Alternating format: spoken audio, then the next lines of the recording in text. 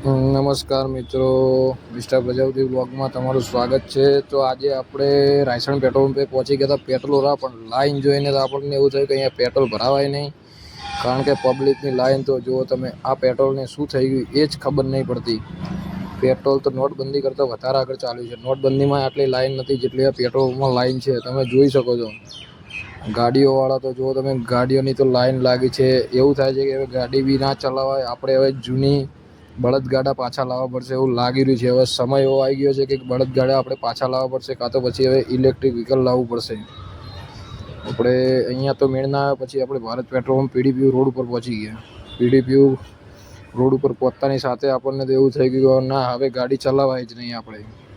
કારણ કે અહીંયા લાઈન એટલી છે કે પેટ્રોલ ભરાવાની કોઈ આશા જ નથી મને તો એવું લાગે છે કે પેટ્રોલ પતી જશે તો હું ચાલતો જ ઘરે જતો રહીશ. બાકી અહીંયા તો પેટ્રોલ નહીં જ ભરાવું.